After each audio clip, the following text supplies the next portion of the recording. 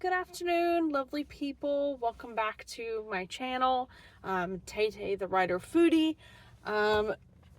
Today we are going through, I believe it is day 7 today of our reading through the Bible. Yes, it is. Yes, it's day 7 today. So day 7, Book of Genesis, chapter 7. Again, welcome back. I don't know if you noticed, but I did upload the 6th video this morning. I forgot to upload it yesterday, so it's basically kind of a, well, it's gonna be a triple feature of videos, really. It's gonna be yesterday's, today's, and then my reading of Dante Alighieri's The Divine Comedy, as per my Tales with Tay section of my channel. So, yeah, last time we left off in chapter 6, it was talking about the decline of man and how God looked upon the world and he was sorry that he ever made them. And then we had Noah and his family and God's instructions for Noah to build the ark, and to take, 2 of every kind of animal onto the ark. So flying animals, land animals, yeah. And yeah, so that was it. I established in my last video that Noah's Ark is one of my favorite stories. But now looking at it,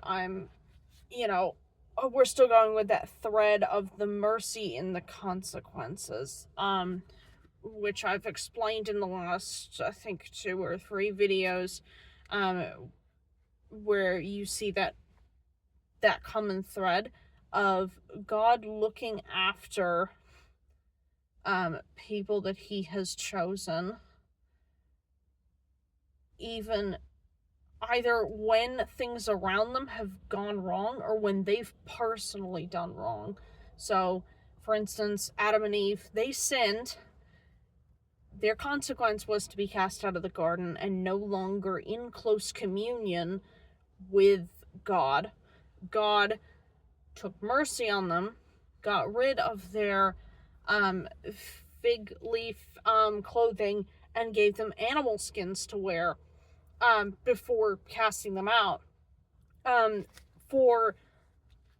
then Adam's line, Adam's bloodline, after Adam, you see all these people who are named in chapter 5, who have gone on after Adam, and they are living very long lives. They're fulfilling the mandate of be fruitful and multiply, and that is also God's mercy in the consequences. And now we're saying with Noah, God's mercy and the consequences. Everybody else around Noah is, they're not acting right.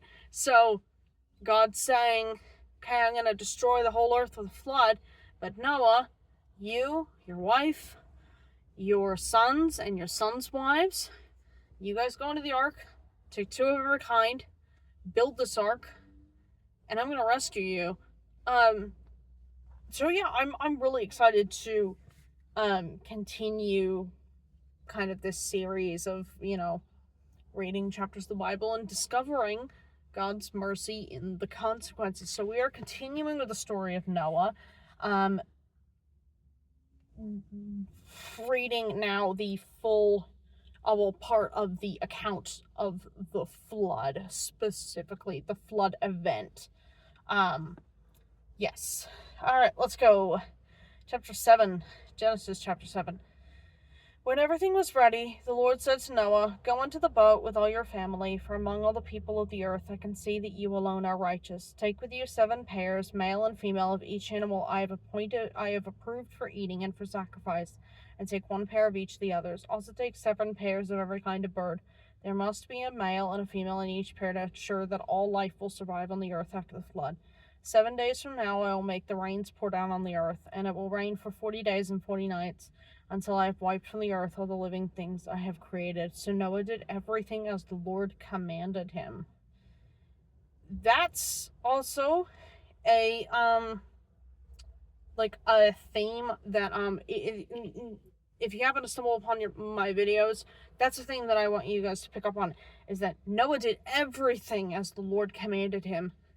And we see later on in the Bible that those who either disobey or do partial obedience, they end up having consequences. And so if you think about if just like putting forth a hypothetical, if Noah, say, hadn't, if he had chosen to ignore God, that probably would have been the end of humanity. It likely would have.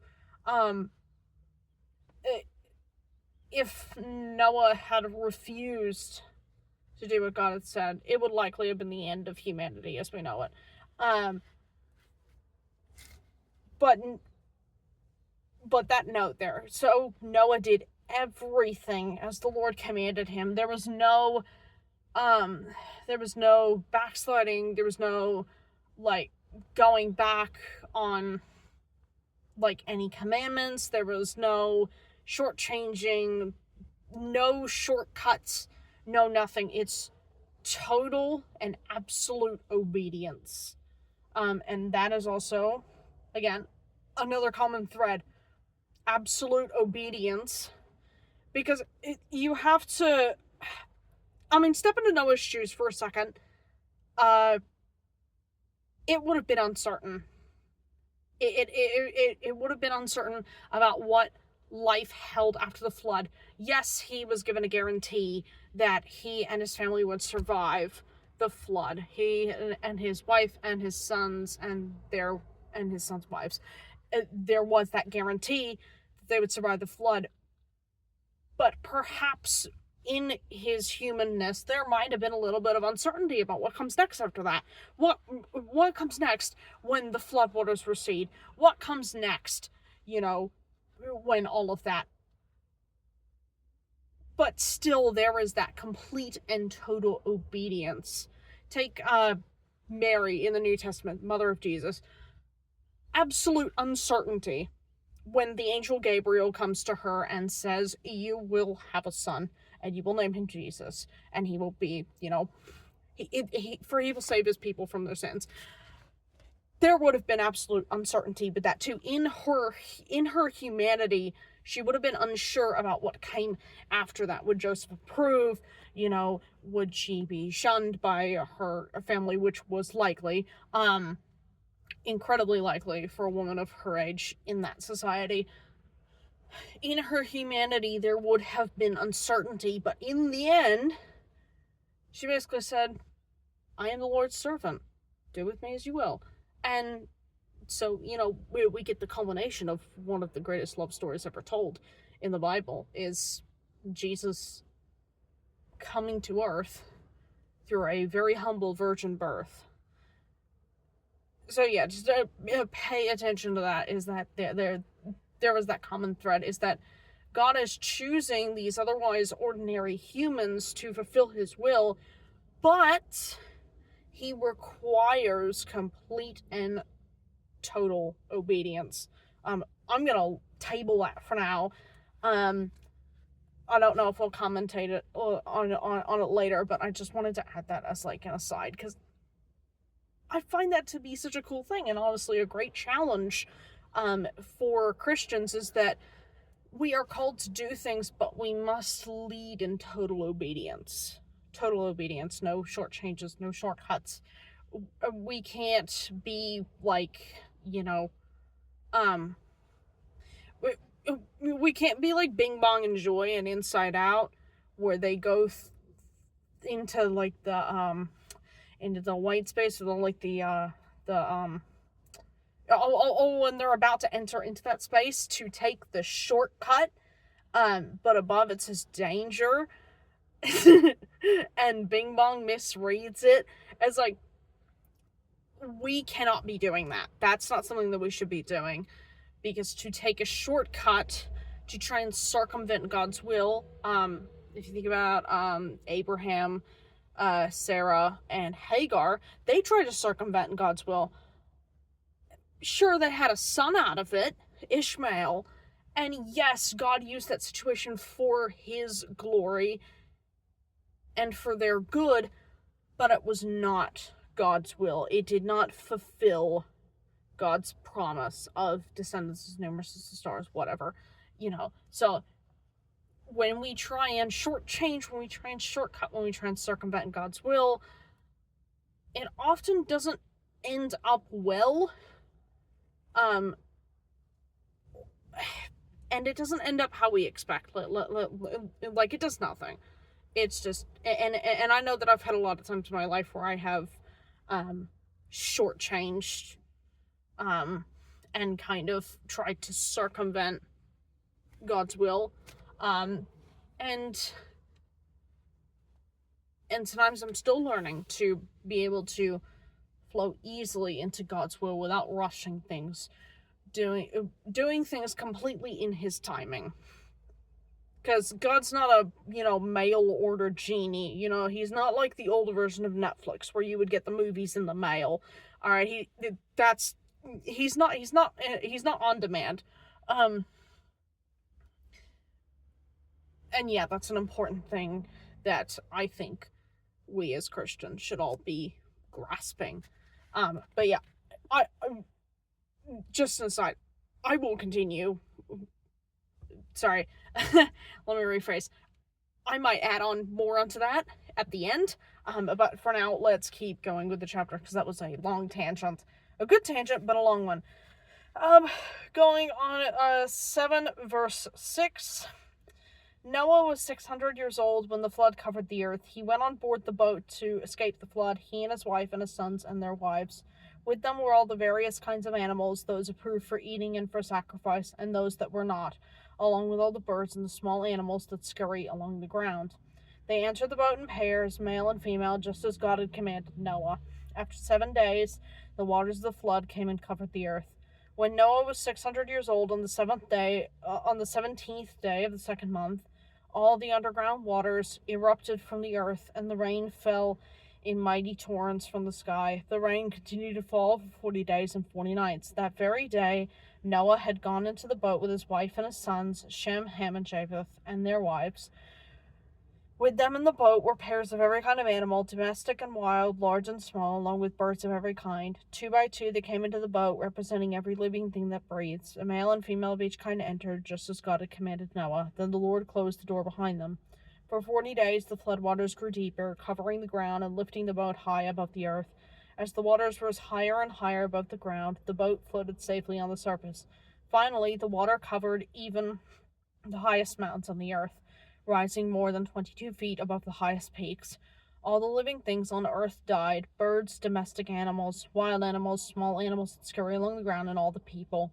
Everything that breathed and lived on dry land died. God wiped out every living thing on the earth, people, livestock, small animals that scurry along the ground, and the birds of the sky. All were destroyed.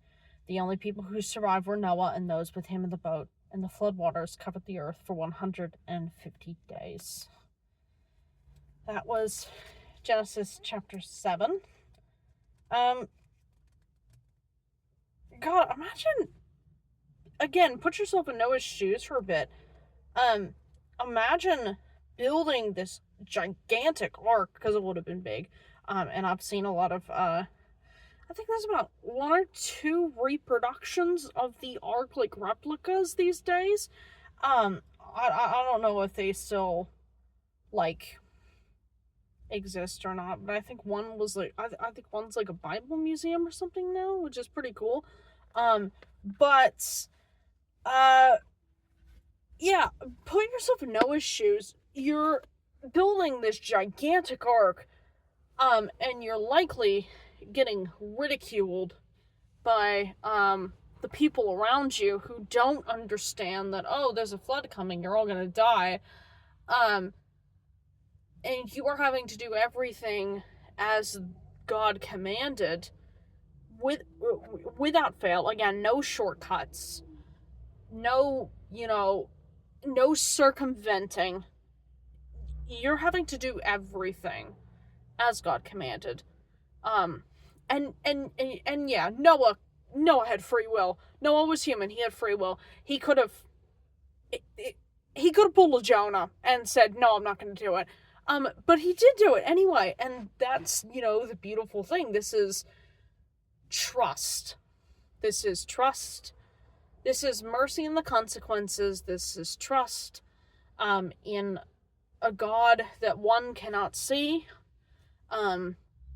But obviously Noah heard him, but still, this is trust absolute. This is mercy in the consequences. This is faith in the uncertainty. So yeah, really the core of that story is trust, faith, and mercy. And those things are really common threads throughout the Bible. Trust, faith, mercy. Trust to, trust that God's gonna, work it out for his glory and our good. Faith, even when we can't see the outcome. And mercy, that when we do screw up, that, yeah, we know that there will be consequences, as there are consequences with everything. Like a parent with their child. There's going to be consequences, but there will also be mercy in those consequences. Faith, trust, mercy. I am gonna leave you with that. Again, as always, please give a like and subscribe. And also, again, as always, most important thing, if you've got any questions about the Bible, like I've said before, full disclosure, I'm no scholar, but I will do my best to answer any questions you might have about the Bible. Like just any part of the Bible, really. And I will do my best to answer, because I've been in the faith a very long time, but I am still learning new things, so I will do my best to answer them. But ultimately, if it's something I can't answer, I will definitely tell you to take it to someone else, like a pastor or somebody who will ultimately know better than I do. And also, if you've got any prayer requests, I will most certainly take those under my wing and keep you guys in my prayers. As always, I love all of you. Thank you, whoever you are, wherever you are, for tuning into my videos. And yes, I will see you in the next video tomorrow for Genesis chapter 8. Thank you. Bye.